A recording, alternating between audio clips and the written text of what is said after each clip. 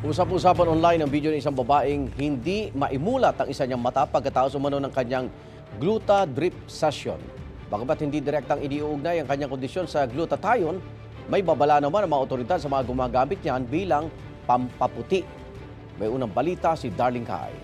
Nasa na ngayon, 1 week na ngayon, medyo nagawa ko ng video asking for prayers para sa fast recovery ko and awareness. Sa viral online video ni Jelly Matcha, isinisi niya sa pagpapaturok ng gluta ang hindi niya maimulat na mata. Nagkaroon ako ng infection sa aking gluta drip session. Hindi marunong yung nurse na nagturok sa akin.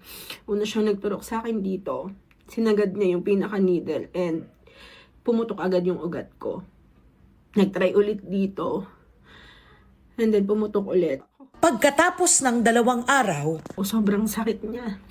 Hindi ko na siya mapigilan. Gansan din na ako sa ER. Suka ko ng suka. sa bagong video, mas naimumulat na ni Jelly ang isang mata.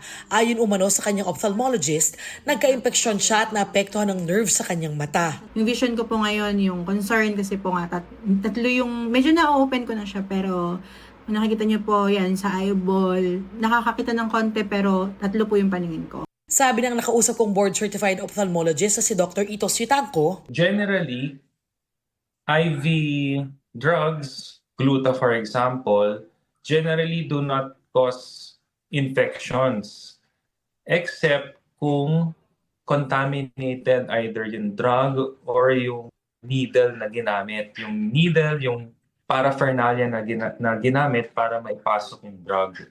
Wala akong nakitang infection, IV gluta-related infection na sa mata na directly caused by the IV gluta. Gayunman, hindi pa rin aprobado ng Food and Drug Administration o FDA ang Gluta Drip o Gluta IV bilang skin lightening agent o pampaputi. IV glutathione has only been approved by the FDA for the mitigation of the side effects of chemotherapy from cisplatin, ang tawag nilang neurotoxicity. Kabilang sa mga posibleng maapektuhan ng thyroid, bato at atay. Pwede pong toxicity, abnormalities, gastritis, pwede rin kidney failure, pwede pong masakit ang dibdib, serious skin problems, mga side effect, mga allergy. Delikado rin ang iba pang IV drip na umunoy pampaganda gaya ng vitamin C drip. Kung masyadong mataas yung dose is at some point pwede rin pong maging masyadong acidic yung urine and mag-cause ng kidney stones. Ibang usapan kung pinayuhan ng doktor na magpagluta drip dahil sa nakagagaan ito sa sintomas ng sakit tulad ng rheumatic fever ni Candy.